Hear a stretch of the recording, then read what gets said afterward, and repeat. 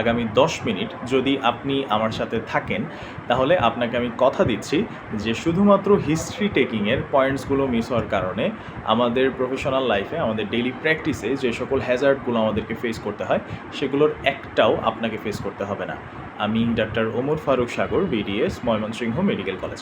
এবং যেই ব্যাপারটা নিয়ে আলোচনা করব তার রেফারেন্স হচ্ছে কাউসন 10th এডিশন, পেজ নাম্বার হচ্ছে 3 এবং টেবল নাম্বার 1.4।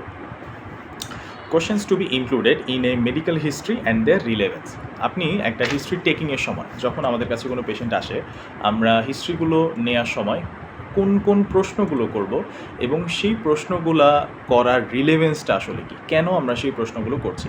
সাধারণত যদি কোনো পেশেন্ট আসে, আমরা প্রথমেই কিন্তু বেশ কিছু ডিজিজের হিস্ট্রি নিই। এর মধ্যে 10-12টা, যেরকম ডায়াবেটিস, প্রেশার, শ্বাসকষ্ট, hepatitis, jaundice, TB, bleeding disorder, taking any medications, renal disease, kidney disease, liver disease, allergy or recent history of dengue fever। এই 12টা পয়েন্ট সাধারণত আমি যে কোনো পেশেন্ট আসলে প্রথমেই এই 12টা পয়েন্টের হিস্ট্রি নিই, এই 12টা ডিজিজের হিস্ট্রি নিই। তো এগুলো আসলে আমরা কেন জিজ্ঞেস করি এবং এর ক্লিনিক্যাল রিলেভেন্সটা কী, সেই বিষয়গুলো নিয়ে আজকে আমরা আলোচনা করব। আচ্ছা, প্রথম প্রশ্নটা হচ্ছে, question number 1, are you taking any medicines? আপনি কি কোনো ঔষধ খান কি না? যদি পেশেন্ট কোনো ঔষধ খায়, অনেক সময় পেশেন্টরা বলতে চায় না, বলে না আমি কোনো ওষুধ খাই না, সেরকম কোনো কিছু প্রয়োজন হয় না, কিন্তু ব্যথা হলে ওষুধ খাই। ব্যথা হলে কি ওষুধ খান? কোন ধরনের ওষুধ খান? ওভার দ্য কাউন্টার ড্রাগস খান কিনা, অথবা কোনো অন্য অ্যানালজেসিক্স নিচ্ছেন কিনা, কোনো অ্যান্টিবায়োটিক সেবন করেন কিনা, কোনো স্টেরয়েড খান কিনা, এই বিষয়গুলো কিন্তু আপনাকে অবশ্যই জিজ্ঞেস করতে হবে। এবং অনেক ক্ষেত্রে এই মেডিসিনের হিস্ট্রিটা আরও বেশি গুরুত্বপূর্ণ কার্ডিয়াক পেশেন্টের ক্ষেত্রে। যদি তারা অ্যাসপিরিন, ক্লপিডোগ্রেল, ব্লাড থিনার এগুলো হচ্ছে খেয়ে থাকেন। তো স্টেরয়েডের ক্ষেত্রে আপনাকে হচ্ছে অবশ্যই একটু খেয়াল রাখতে হবে। অনেক সময় স্টেরয়েড কলাপস হতে পারে, ইনফেকশন, ইমিউনোসাপ্রেশন হতে পারে। এছাড়াও যদি কোনো পেশেন্ট হচ্ছে বিসফসফেট থেরাপিতে থাকে, তখন রিস্ক অফ অস্টিওনেক্রোসিস হতে পারে। গোল্ড ইনজেকশন, যেটা আসলে আমাদের দেশে হয় না, সেক্ষেত্রে লাইকেনয়েড রিয়াকশনের কথা এখানে বলা আছে। অর্থাৎ আপনাকে কিন্তু হিস্ট্রি টেকিংয়ের সময় পেশেন্ট যতগুলো ড্রাগস খায় সবগুলো সবচেয়ে ভালো হয় আপনি আপনার প্রেসক্রিপশনের এক পাশে লিখে রাখবেন, যে ড্রাগ হিস্ট্রির ক্ষেত্রে আপনি একটা একটা করে লিখে রাখবেন। তো সেক্ষেত্রে হবে কি, আপনার পয়েন্টসগুলো মাথায় থাকবে, সেই অনুযায়ী আপনি ওষুধগুলো দিবেন। Have you ever been in hospital for any illness or operation? আপনি কি কখনো হসপিটালে ভর্তি ছিলেন কিনা, অথবা আপনার কোনো বড় সার্জারি, কোনো বড় অপারেশন হয়েছিল কিনা, এই হিস্ট্রিটা নিতে হবে। কারণ because it indicate severe health problem, malignant disease, chemotherapy, radiotherapy, immunosuppression, indicate previous reaction to anesthetics and possibly bleeding problems or medical complication।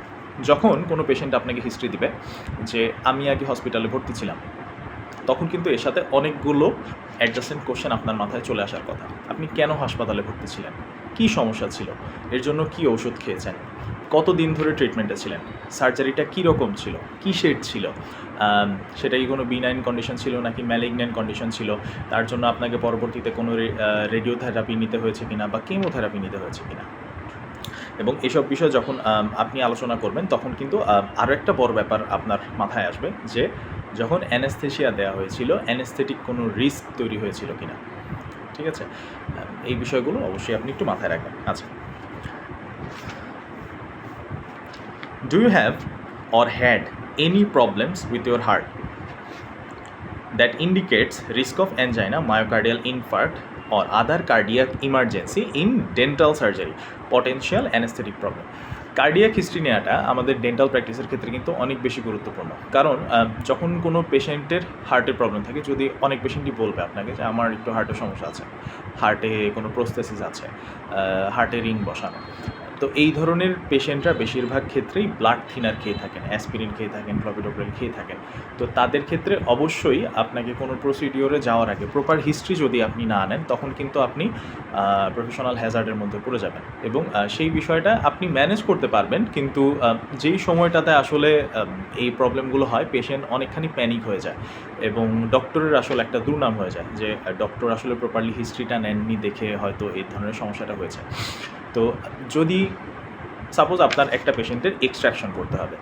Patient যদি আপনাকে বলে যে আপনার পেশেন্টের কার্ডিয়াক প্রবলেম আছে, কার্ডিয়াক প্রবলেমের ক্ষেত্রে অবশ্যই আপনি যদি তিনি অ্যাসপিরিন বা ক্লপিডোগ্রেল খেয়ে থাকেন, প্রসিডিওরের আগে অবশ্যই আপনাকে এটা অফ করা যাবে কি না বা অফ করতে হবে কি না, যদি অফ করতে হয় কত দিনের জন্য এই ক্লপিডোগ্রেল বা অ্যাসপিরিন অফ করতে হবে, সেটা লিখিতভাবে অবশ্যই আপনাকে কার্ডিওলজিস্টের পরামর্শ নিতে হবে।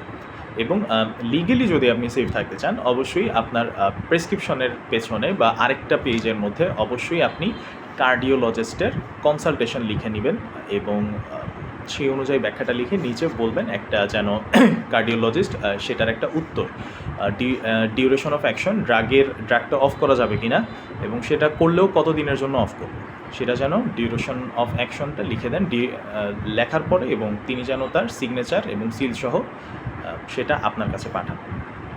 এইভাবে আপনি কিন্তু লিগেলিও সেফ থাকতে পারবেন। তখন দেখা গেছে আপনার যদি কোনো লিগ্যাল প্রবলেম হয়, পেশেন্টের যদি কোনো হঠাৎ করে কোনো ইমার্জেন্সি অ্যারাইজ করে, তখন কিন্তু আপনার উপর প্রশ্ন আসবে না যে আপনি কিন্তু কার্ডিওলজিস্টের আগের পরামর্শটা নেন নাই। তো সেক্ষেত্রে আপনি অনেক ক্ষেত্রে এখানে লিগেলি আপনি সেফ থাকতে পারবেন। আচ্ছা, have you ever had rheumatic fever? বাত জ্বরের কোনো সমস্যা আছে কিনা বা রিউমেটিক কোনো ডিজিজ আছে কিনা, এই ধরনের কেসগুলোর ক্ষেত্রে হয় কি ইনফেক্টিভ এন্ডোকার্ডাইটিসের একটা প্রবলেম হওয়ার একটা পসিবিলিটি থাকে। তো সেক্ষেত্রে আপনি অবশ্যই ব্রড স্পেকট্রাম অ্যান্টিবায়োটিক কাভারেজ দিয়ে নেবেন, তাহলে অনেক ক্ষেত্রেই আপনি সেফ থাকতে পারবেন। Do you have or had hepatitis or jaundice? আপনার হেপাটাইটিস বা জন্ডিস আছে কিনা, এই হিস্ট্রিটা নেওয়া অনেক অনেক অনেক বেশি গুরুত্বপূর্ণ। হেপাটাইটিসের পেশেন্ট যদি আপনি ট্রিট করতে চান, তখন কিন্তু আপনাকে স্ট্যান্ডার্ড প্রোটোকল ফলো করতে হবে এবং সেই জিনিসটা নিয়ে আমি আলাদা একদিন আলোচনা করব যে আপনি হেপাটাইটিসের পেশেন্ট বা সেক্সুয়ালি ট্রান্সমিটেড ডিজিজের যদি কোনো পেশেন্ট আপনার কাছে এসে এক্সপ্রেস করে যে আপনি তিনি এই ধরনের ডিজিজে আক্রান্ত, কিন্তু তিনি ট্রিটমেন্ট করতে চান, তো তখন তিনি আপনি কোন কোন প্রোটোকল ফলো করে তার ট্রিটমেন্টটা করবেন, সেসব বিষয়ে ইনশাআল্লাহ একদিন আমি আলাদাভাবে আলোচনা করব। কিন্তু আপনি এটা মাথায় রাখবেন, হেপাটাইটিসের পেশেন্টকে ট্রিট করার জন্য অবশ্যই আপনাকে স্ট্যান্ডার্ড প্রোটোকল ফলো করতে হবে, অথবা আপনি আপনার ক্লিনিকে ট্রিটমেন্ট করবেন না যদি আপনার সেই ধরনের প্রিকশন নেওয়ার ক্যাপাবিলিটি আপনার ক্লিনিকের না থাকে। আর জন্ডিসের ক্ষেত্রে অবশ্যই লিভার ড্যামেজ ইন্ডিকেট করবে। সেক্ষেত্রে আপনার লিভার ড্যামেজ যদি থাকে বা লিভার কোনো প্রবলেম থাকে, লিভার ডিজিজ থাকে, অন্য কোনো সমস্যা থাকে, তখন সেক্ষেত্রে কিন্তু কোয়াগুলেশন ডিফেক্ট হওয়ার একটা পসিবিলিটি থাকে। অবশ্যই আপনি লিভার ডিজিজের হিস্ট্রি নেবেন, রেনাল ডিজিজের হিস্ট্রি নেবেন, কার্ডিয়াক ডিজিজের অবশ্যই হিস্ট্রিটা নেবেন। আচ্ছা, liver damage can cause coagulation defect and the metabolic defect can contraindicate prescription of some drugs. Also liver damage থাকলে আপনি কিন্তু বেশ কিছু ড্রাগস প্রেসক্রাইব করতে পারবেন না, তো সেক্ষেত্রে এই হিস্ট্রিটা আপনাকে অবশ্যই নিতে হবে। Have you ever had epilepsy or other fits or faints? আপনার কি কখনো খিঁচুনি আসে কিনা, আপনি কি কখনো হঠাৎ করে বেহুশ হয়ে যান কিনা, বা আপনার কি কখনো মৃগী রোগ হয়েছিল কিনা, এই ধরনের হিস্ট্রিগুলো নেওয়া প্রয়োজন। কারণ হচ্ছে ডিউরিং ডেন্টাল প্রসিডিওর অনেক সময় এই ধরনের অ্যাটাক আসতে পারে, এপিলেপটিক অ্যাটাক বা ফিটস অথবা ফেইন্টসের একটা চান্স থাকতে পারে, তো সেক্ষেত্রে অবশ্যই এই হিস্ট্রিটা আমাদের নিতে হবে। Do have diabetes? আজকের দিনে আমরা যদি প্রতি 100 জনের মধ্যে একটা জরিপ করি, আমার মনে হয় 60 থেকে 70 জনেরই ডায়াবেটিস পাওয়া যাবে। তো কোনো পেশেন্টের যদি ডায়াবেটিস থাকে, সেক্ষেত্রে অবশ্যই আপনাকে হিস্ট্রি নিতে হবে, কারণ ডিউরিং প্রসিডিওর তিনি কিন্তু হাইপোগ্লাইসেমিক হয়ে যেতে পারেন, অথবা তিনি কিন্তু একটা লম্বা সময় যদি আপনার ওয়েটিং এরিয়াতে বসে থাকেন, তখন তিনি কিন্তু ফেইন্ট হয়ে যাওয়ার একটা চান্স থাকে, অথবা ডায়াবেটিক ইনফেকশন বা ক্যান্ডিডাল প্রোন হতে পারেন, ক্যান্ডিডাল ইনফেকশনের প্রোন হতে পারেন, এছাড়া ব্যাকটেরিয়া অর পেরিওডন্টাল ডিজিজেরও প্রোন হতে পারে। আরেকটা ব্যাপার হচ্ছে ডায়াবেটিক পেশেন্টগুলো কিন্তু অনেক সময় আপনাকে বলবে যদি ডায়াবেটিস বেশি অথবা কম থাকে, গলা শুকিয়ে যাচ্ছে, হ্যাঁ, মুখ শুকিয়ে যাচ্ছে, তো এই ব্যাপারগুলোকে আপনার খেয়াল রাখতে হবে। তো ডায়াবেটিসের হিস্ট্রি যারা দিবে, আপনি চেষ্টা করবেন তাদের অ্যাপয়েন্টমেন্ট শিডিউলটা মর্নিং অ্যাপয়েন্টমেন্ট রাখতে, সকালবেলা। তিনি সকালে নাস্তা করে ভরা পেটে আপনার কাছে চলে আসবেন এবং শর্ট অ্যাপয়েন্টমেন্ট করার চেষ্টা করবেন। তো এর মধ্যে হয় কি এই ধরনের পেশেন্টগুলোর কোনো প্রবলেম হয় না। এবং বিশেষ করে যদি পেশেন্ট ইনসুলিন নেয়, অবশ্যই জিজ্ঞেস করবেন ইনসুলিন নেওয়ার পর ভালোভাবে নাস্তা করেছেন কিনা। তো সেক্ষেত্রে আপনার হাইপোগ্লাইসেমিক অ্যাটাক হওয়ার চান্সটা থাকে না। তবুও আপনি অবশ্যই আপনার ক্লিনিকে যদি পেশেন্টের হাইপোগ্লাইসেমিয়া হয়ে যায়, সেটা ম্যানেজ করার জন্য যা যা প্রয়োজন অবশ্যই সেই সেট আপটা আপনার কাছে রাখবেন। Do you have any high blood pressure? High blood প্রেশারের ক্ষেত্রে may indicate risk of stroke, angina, myocardial infarction in dental surgery. Oral adverse reaction of antihypertensive drugs, dry mouth, gingival hyperplasia, lichenoid reaction, burning mouth, taste loss, risk of interaction with some vasoconstrictors in local anesthetics, anesthetic risk, patient may faint from hypotension after raising from supine position for dental treatment. দেখেন শুধুমাত্র একটা high blood প্রেশারের কারণে কতগুলো point এখানে লেখা আছে। প্রথমেই এখানে বলা হয়েছে, দেখেন may indicate risk of stroke, angina, myocardial infarction in the dental surgery. During procedure patient যদি আনস্টেবল কার্ডিয়াক পেশেন্ট হয়, পেশেন্টের যদি আনস্টেবল বা অনেক বেশি হাই ব্লাড প্রেশার থাকে, তখন কিন্তু স্ট্রোকের চান্স থাকে, মায়োকার্ডিয়াল ইনফার্কশনের চান্স থাকে, আনস্টেবল অ্যানজাইনার চান্স থাকে।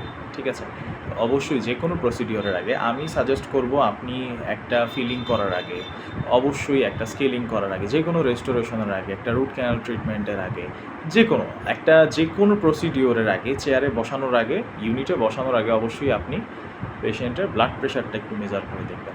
এক্ষেত্রে হয় কি, আরেকটা ব্যাপার হচ্ছে, যখন আপনি কোনো পেশেন্টের কোনো ট্রিটমেন্ট করবেন, আমরা কিন্তু সাধারণত আমাদের ডেন্টাল ট্রিটমেন্টগুলো সুপাইন পজিশনে করে থাকি।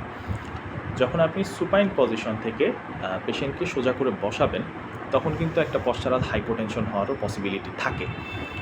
তো আপনি যদি বিপিটা মেজার করে নেন আগে থেকে, তখন কিন্তু এই ব্যাপারগুলো থেকে আপনি আগে থেকে একটা ভালো ধারণা পাবেন এবং সেফ থাকতে পারবেন।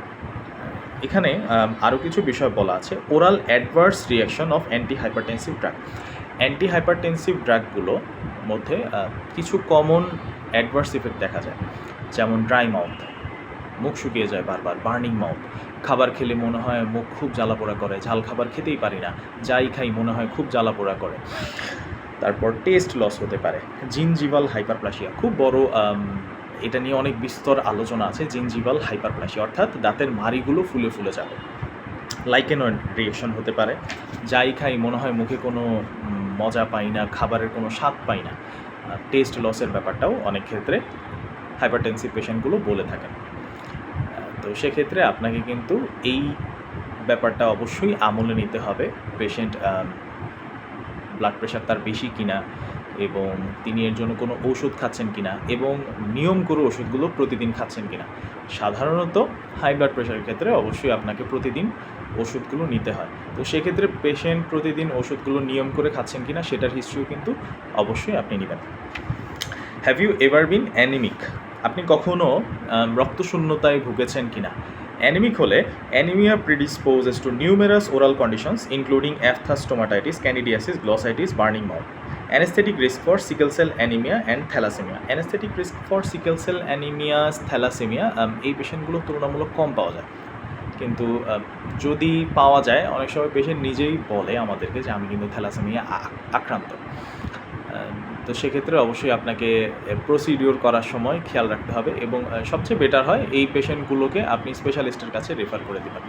এবং অ্যানিমিক পেশেন্টগুলোর ক্ষেত্রে কিন্তু অনেক সময় গ্লসাইটিস হওয়ার চান্স বেশি থাকে, অ্যাপথাস স্টোমাটাইটিস, ক্যান্ডিডিয়াসিস এবং বার্নিং মাউথ হওয়ার চান্স অনেক বেশি থাকে। তো সেক্ষেত্রে অবশ্যই আপনাকে অ্যানিমিয়ার হিস্ট্রিটা নিয়ে নিতে হবে। Do you have any allergies? কিসের সাথে আপনার শরীরে অ্যালার্জি হয়, বা আপনার কোনো অ্যালার্জির সমস্যা আছে কি না? অ্যালার্জির কথা বললে অনেকেই বলে আমার শরীরে গা চুলকায়, শরীরে ফুলে ফুলে যায়, গরুর মাংস খেলে, বেগুন খেলে, ইলিশ মাছ খেলে আমার শরীরে একটু ফোলা ফোলা হয়। এগুলো ফুড অ্যালার্জি। এছাড়া আপনি অবশ্যই এই জিনিসটা জিজ্ঞেস করবেন আপনার কোনো ওষুধে অ্যালার্জি হয়েছে কিনা। অনেকে এটা বুঝতে পারে না যে ওষুধে আসলে অ্যালার্জি হচ্ছে কিনা। এটা জিজ্ঞেস করবেন কখনো কোনো ঔষধ খাওয়ার পরে আপনার শরীরে কোনো রিঅ্যাকশন হয়েছে কিনা, শরীরে লাল লাল হয়ে র্যাশ উঠেছে কিনা, শরীর ফুলে গিয়েছিল কিনা, এই ধরনের হিস্ট্রিটা আপনি নিতে পারেন। বিশেষ করে অনেকেরই পেনিসিলিনের প্রতি অ্যালার্জি থাকে। তো সেক্ষেত্রে আপনি এইভাবে প্রশ্নটা করবেন যে আগে কখনো অ্যান্টিবায়োটিক খাওয়ার পরে আপনার কোনো শারীরিক সমস্যা হয়েছিল কি না। যদি পেশেন্টের কোনো শারীরিক সমস্যা হয়ে থাকে, পেশেন্ট সবার আগেই বলবে আপনাকে যে হ্যাঁ, ওষুধ খাওয়ার পরে আমার এই ধরনের সমস্যা হয়েছে। কিন্তু যদি তার এই ধরনের কোনো সমস্যা না হয়, তাহলে আপনি নিশ্চিন্তে পেনিসিলিন থেকে প্রেসক্রাইব করতে পারেন। এছাড়া আপনি অ্যালার্জি, কোনো ল্যাটেক্স অ্যালার্জি বা কোনো নির্দিষ্ট মেটাল বা অন্য কোনো কিছুর প্রতি অ্যালার্জি আছে কি না। কারণ আমরা, যেমন আমি দেখেছি, আমরা যে ল্যাটেক্সের গ্লাভস পরে ট্রিটমেন্ট করি, অনেক পেশেন্টের এটা দিয়ে মুখে ট্রিটমেন্ট করার সময় আশেপাশে ফুলে যায়, লাল হয়ে যায়। তো তাদের এই ল্যাটেক্সের প্রতি অ্যালার্জি থাকে। এই কারণে সেসব পেশেন্টের ক্ষেত্রে আপনি এই গ্লাভসগুলো ইউজ করবেন না, আপনি অন্য ধরনের গ্লাভস ইউজ করবেন। আচ্ছা, have you ever had any problems of stopping bleeding after a cut or surgery? আমি মনে করি আমাদের ডেন্টাল প্র্যাকটিসের ক্ষেত্রে এটা সবচেয়ে গুরুত্বপূর্ণ কোশ্চেন ইন হিস্ট্রি টেকিং। আপনার কখনো হাত পা কেটে গিয়ে বা শরীরের কোনো অংশ কেটে গিয়ে এমন কি হয়েছে যে রক্ত পড়া বন্ধই হচ্ছে না, অনেক চেষ্টার পরে বন্ধ হয়েছে? এই প্রশ্নটা অবশ্যই আপনি সবাইকে করবেন, এবং সাথে আরও জিজ্ঞেস করবেন আপনার পরিবারে কারো এই ধরনের সমস্যা হয়েছে কি না। এক্ষেত্রে যদি পরিবারে অন্য কারো সমস্যা হয়ে থাকে, যদি হিমোফিলিয়া অর্থাৎ ব্লিডিং ডিসঅর্ডার থাকে, তখন এটাকে বলে আসলে মামা ভাগিনা ডিজিজ। বেশিরভাগ ক্ষেত্রেই ছেলেদের এটা পাওয়া যায়, এবং তার মামা অর্থাৎ ম্যাটার্নাল ফ্যামিলিতে এই ধরনের সমস্যাটা থাকে। তো সেক্ষেত্রে আপনি কিন্তু এটা মানে কোনো পরীক্ষা ছাড়াই আপনি একটা ধারণা পাবেন যে এই পেশেন্টের ফ্যামিলিতে আসলে ব্লিডিং ডিসঅর্ডার আছে। এছাড়া যারা কার্ডিয়াক পেশেন্ট অ্যাসপিরিন, ক্লোপিডোগ্রেল খান, তাদের রক্তটা আসলে পাতলা হয়ে যাওয়ার কারণে আপনি যে কোনো প্রসিডিওর করার সময় দেখবেন, বিশেষ করে একটা স্কেলিং করার সময় আপনি দেখবেন যে ব্লিডিং আসছে তো আসছে, ব্লিডিং বন্ধই হচ্ছে না। তো তখন আপনাকে লোকালি এটাকে ম্যানেজ করতে হবে, অথবা সিস্টেমিক্যালি এটাকে ম্যানেজ করতে হবে। সেটা আপনি তখন সেই অনুযায়ী ম্যানেজ করবেন। কিন্তু সেই প্রবলেমে যেন, সেই হ্যাজার্ডে যেন আপনাকে পড়তেই না হয়, অবশ্যই আপনাকে এই হিস্ট্রিটা নিতে হবে যে আগে কোনো প্রসিডিওর করার সময়, আগে কোনো অপারেশনের সময়, বা শরীরে যে কোনো কাটাছেঁড়া করার পরে আপনার কি রক্ত পড়া এরকম কখনো হয়েছে কিনা যে বন্ধই হচ্ছে না, অনেক কষ্ট করার পরে এটা বন্ধ হয়েছে। এটা অবশ্যই আপনাকে হিস্ট্রি নিতে হবে। আচ্ছা, do you smoke or you smokeless tobacco or betel quid? আপনি সিগারেট খান কিনা, আপনি পান খান কিনা, অথবা আপনার অন্য কোনো কিছু নেশা জাতীয় দ্রব্য নেওয়ার অভ্যাস আছে কি না। সিগারেট খাওয়া পেশেন্টদের দেখবেন বেশিরভাগ ক্ষেত্রেই ড্রাই সকেট হওয়ার টেন্ডেন্সি অনেক বেশি থাকে। আচ্ছা, পান খাওয়া পেশেন্টের ড্রাই সকেট হওয়ার টেন্ডেন্সি অনেক বেশি থাকে। এছাড়া আরেকটা হিস্ট্রি নেবেন, যদি ফিমেল পেশেন্ট হন, তিনি ওসিপি খান কিনা, ওরাল কন্ট্রাসেপটিভ পিল খান কিনা। অবশ্যই এই জিনিসগুলো আপনাকে হিস্ট্রি নিলে আপনি কিন্তু একটা পেশেন্টের ড্রাই সকেট হওয়া থেকে আপনি অনেক ক্ষেত্রেই এই পেশেন্টটাকে সেভ করতে পারবেন, এবং তাকে অবশ্যই স্ট্রিক্টলি না করে দিবেন তিনি যেন আগামী 1 মাস বা 2 মাস বা যে কয়দিন, তার পক্ষে যতদিন সম্ভব তিনি যেন এই স্মোকিং না করেন, এই পান সুপারি যেন না খান। এই বিষয়গুলো আপনি অবশ্যই খেয়াল রাখবেন। Do you drink alcohol?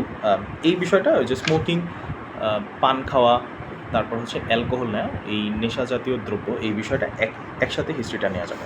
For female patients, is there any chance you might be pregnant? অনেক ক্ষেত্রে অনেক মহিলারা এই হিস্ট্রিটা দেন না। তো সেক্ষেত্রে আপনাকে স্বপ্রণোদিত হয়েই কিন্তু জিজ্ঞেস করতে হবে ফিমেল পেশেন্ট, যদি আপনার কাছে মনে হয়, আপনি জিজ্ঞেস করবেন পেটে বাবু আছে কিনা, বাবু বুকের দুধ খায় কিনা, এটা আপনাকে জিজ্ঞেস করতে হবে। যদি কোনো প্রেগনেন্ট ফিমেলকে আপনি এক্স রে করেন, তো সেই ক্ষেত্রে কিন্তু আপনার ফিটাল ড্যামেজ হওয়ার একটা পসিবিলিটি থাকে। যদিও আমাদের বর্তমানে যে আরবিজি এক্স রেগুলো আছে, এর রেডিয়েশন খুবই কম, তবুও আমরা কোনো প্রকার কোনো এক্স রেতে আমরা সর্বোচ্চ চেষ্টা করব যেন সেই পেশেন্টের এক্স রে করা না হয়, সেই পেশেন্টকে যেন এক্স রে ছাড়াই ট্রিটমেন্টটা করা হয়। এবং সবচেয়ে বেস্ট হয় সেকেন্ড ট্রাইমস্টারে করলে, প্রেগনেন্সির সেকেন্ড ট্রাইমস্টারে যদি আমরা ডেন্টাল প্রসিডিওর করি বা এক্স রে করি, যদি খুব বেশি প্রয়োজন হয়, অথবা আফটার প্রেগনেন্সি, অর্থাৎ বাবু হওয়ার পরে আমরা হচ্ছে ট্রিটমেন্টটা করব। Do any diseases run in your family?